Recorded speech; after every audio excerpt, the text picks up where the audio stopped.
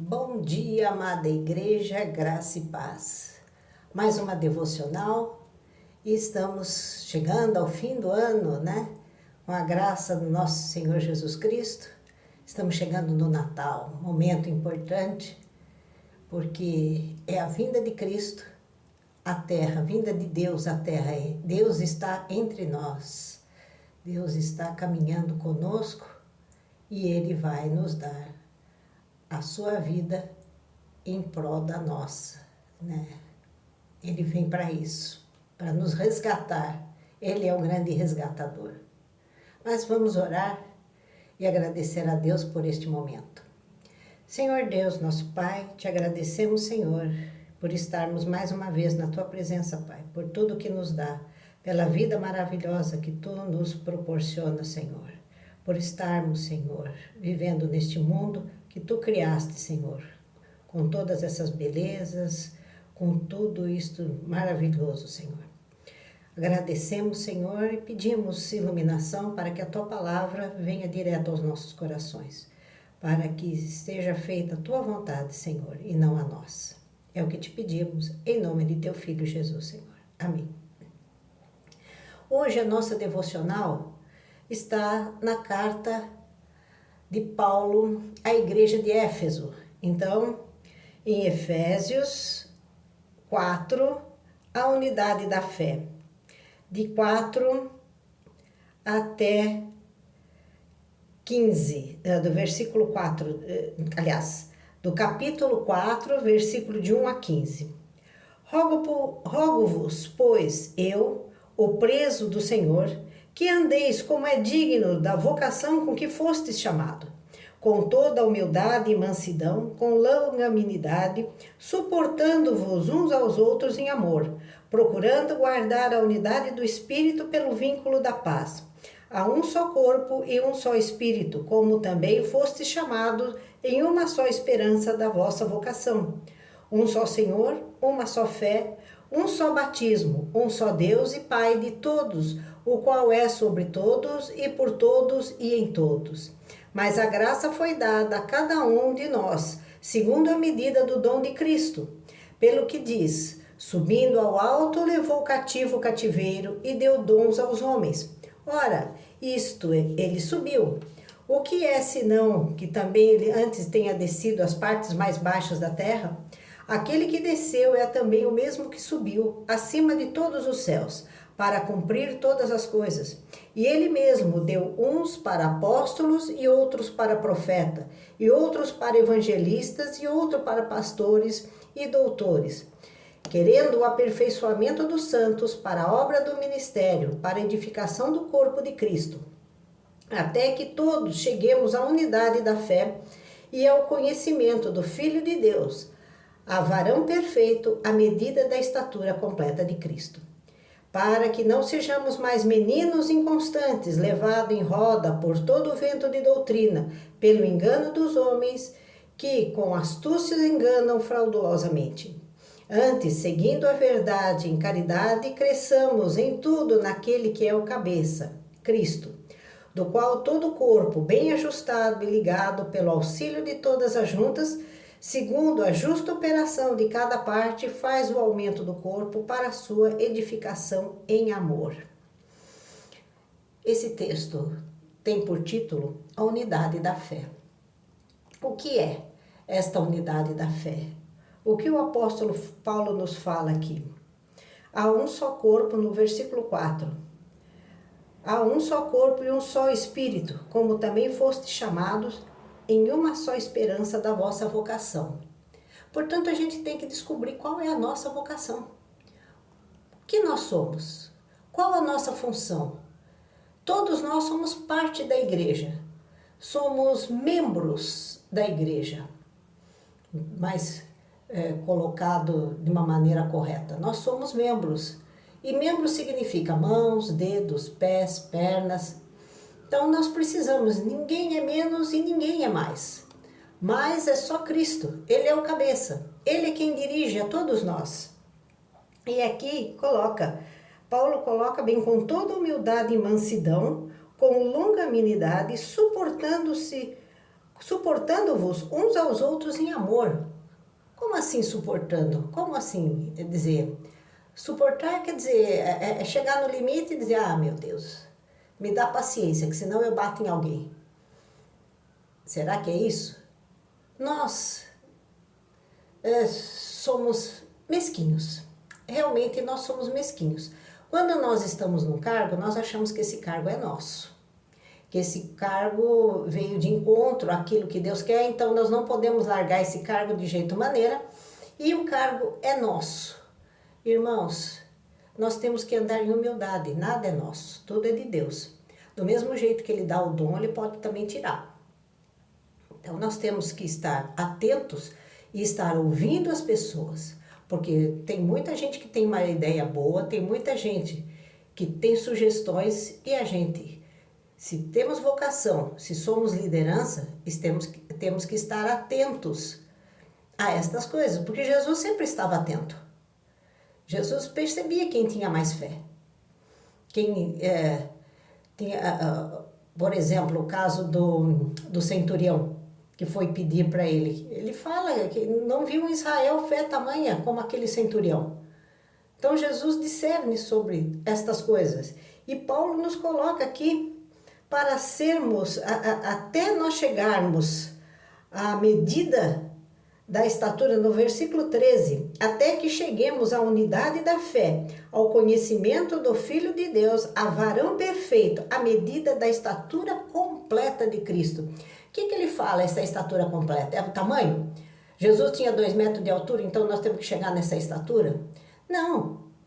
Essa estatura, ela significa o conhecimento de Jesus. O conhecimento, o discernimento que ele tinha sobre as pessoas. Vamos voltar, eu vou de trás para frente, né?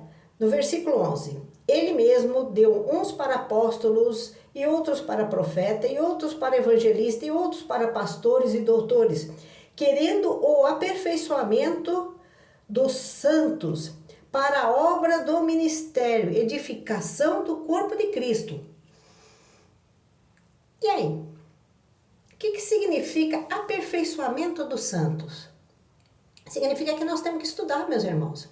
Que nós temos que estar sempre lendo a Bíblia, sempre nos inteirando das coisas de Deus, vendo, lendo, comparando leituras, escutando palestras, discernindo, porque só assim, Jesus tem o conhecimento pleno, mas nós nascemos com conhecimento? Não, nós temos que aprender. Se nós queremos desenvolver as nossas vocações, nossos dons, dentro dos nossos ministérios, o que nós temos que fazer? Nós temos que estudar. Nós temos que estar procurando melhorar. E como a gente melhora? Ah, eu sei tudo? Ah, eu já sei. Eu sou dona do ministério, então eu já sei, eu não preciso de mais nada. Esse ministério está fadado a morrer. Porque a gente precisa se comunicar, precisa ter interação de outras pessoas, precisa procurar o que é melhor, o que outras igrejas nossas estão fazendo que está melhorando. Esta é a função da liderança. Nós temos que nos aperfeiçoar. Nós só nos aperfeiçoamos dentro do conceito de Cristo. Só buscando a Cristo. Ah, mas se eu leio a Bíblia em casa, então eu interpreto a Bíblia, eu sei.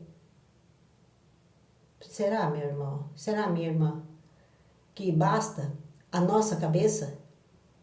Coração do homem é mesquinho, o coração do homem é cheio de enganos.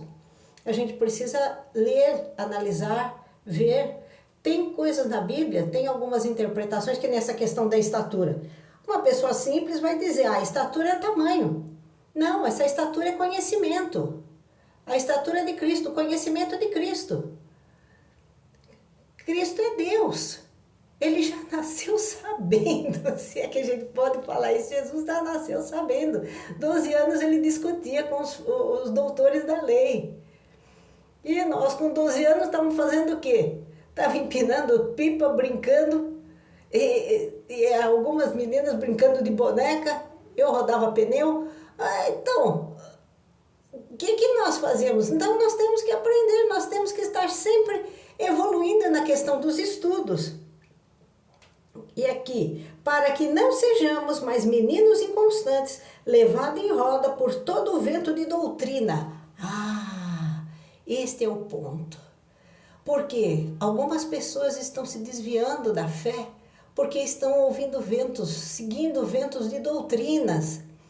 Não estão discernindo dentro da palavra do Senhor. Ventos de doutrinas, como Paulo fala. Ah, porque o fulano diz, porque isso é mais correto do que a ressurreição. A Bíblia não fala de outra coisa a não ser a ressurreição de Cristo. Jesus não fala que ninguém vai voltar. Ele fala que eu vou voltar e vou julgar os vivos e os mortos. É diferente. Tem gente que fala, não, porque depois volta, vai para um purgatório, espera. O quê? A Bíblia falou isso? Então, cuidado com as doutrinas, irmãos. Temos que ter conhecimento. Naquela época, Paulo escreve mais ou menos uns 30, 40 anos depois da morte de Jesus. Muitos dos apóstolos já tinham falecido. E o que acontece? Muitos dos apóstolos já tinham falecido. Então, alguns indivíduos já começaram a doutrinas estranhas. Misturou com o gnosticismo, misturou com o platonismo, misturou com uma série de outras vertentes e correntes da época, um judaísmo extremo. Aí surge o judaísmo farisaico, que já estava mais ou menos forte, mas a partir do século I que ele se estabelece mesmo, que estabelecem as regras do farisaísmo, surge cabala, surge um monte de bobagem, e isto é introduzida dentro do cristianismo. E Paulo se bate nisso, das vãs doutrinas. Alguns já disseram, Jesus já nasceu, Jesus já voltou, nós já estamos no fim, nós já estamos... Surge nicolaísmo, surge uma série de outras doutrinas que são vãs, que não levaram a nada, a não ser a perdição do povo. E nós estamos voltando nisto, nós estamos novamente ouvindo doutrinas que nos estão levando longe de Cristo. Aqui, voltando aqui, ao versículo 14. Vento da doutrina pelo engano dos homens que com astúcia enganam fraudulosamente. E nós temos uma série de coisas disso. Tem gente vendendo nuvem à direita de Jesus e o povo está comprando. A galinha de Abraão que coloca ovos, os bentos ovos santos, a R$500 o ovo. Gente, cuidado.